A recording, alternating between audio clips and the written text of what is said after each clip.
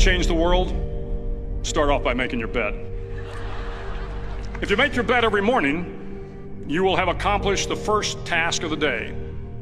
It will give you a small sense of pride, and it will encourage you to do another task, and another, and another.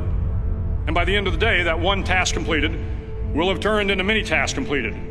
Making your bed will also reinforce the fact that the little things in life matter. If you can't do the little things right, you'll never be able to do the big things right. And if by chance you have a miserable day, you will come home to a bed that is made, that you made.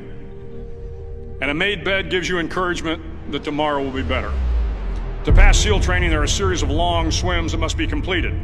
One is the night swim. Before the swim, the instructors joyfully brief the students on all the species of sharks that inhabit the waters off San Clemente.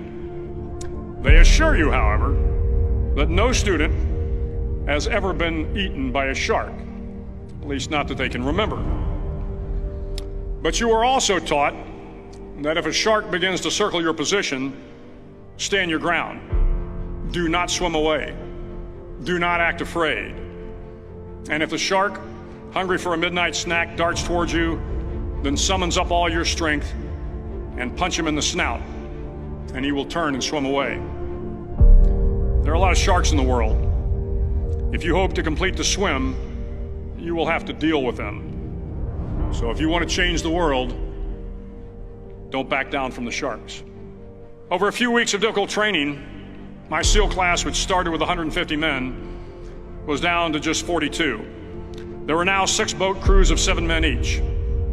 I was in the boat with the tall guys, but the best boat crew we had was made up of the little guys, the Munchkin crew, we called them. No one was over 5'5". The Munchkin boat crew had 1 American Indian, 1 African American, 1 Polish American, 1 Greek American, 1 Italian American, and 2 tough kids from the Midwest. They out-paddled, outran, and outswam all the other boat crews. The big men in the other boat crews would always make good-natured fun of the tiny little flippers the Munchkins put on their tiny little feet prior to every swim. But somehow these little guys from every corner of the nation and the world always had the last laugh, swimming faster than everyone and reaching the shore long before the rest of us. SEAL training was a great equalizer. Nothing mattered but your will to succeed, not your color, not your ethnic background, not your education, not your social status. If you want to change the world, measure a person by the size of their heart, not by the size of their flippers. The 9th week of training is referred to as Hell Week. It is 6 days of no sleep, constant physical and mental harassment, and 1 special day at the Mud Flats.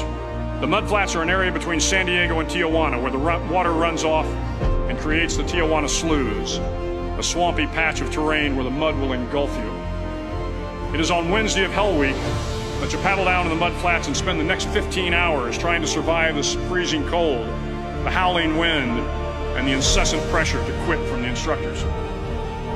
As the sun began to set that Wednesday evening, my training class, having committed some egregious infraction to rules, was ordered into the mud. The mud consumed each man till there was nothing visible but our heads. The instructors told us we could leave the mud if only 5 men would quit.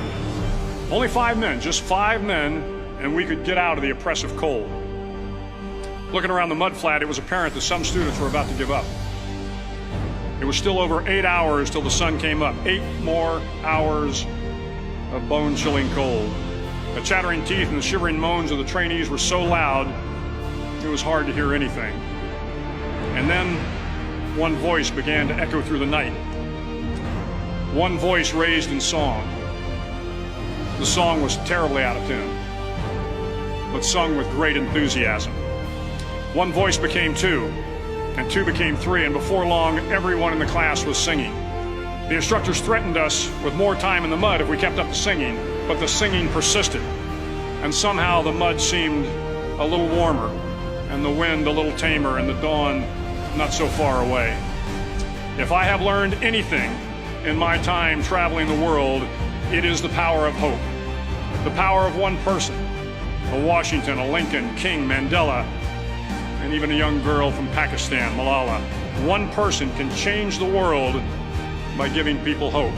So if you want to change the world, start each day with a task completed. Find someone to help you through life. Respect everyone. Know that life is not fair and that you will fail often. But if you take some risks, step up when the times are the toughest, face down the bullies, lift up the downtrodden, and never ever give up. If you do these things, the next generation and the generations that follow will live in a world far better than the one we have today. And what started here will indeed have changed the world for the better.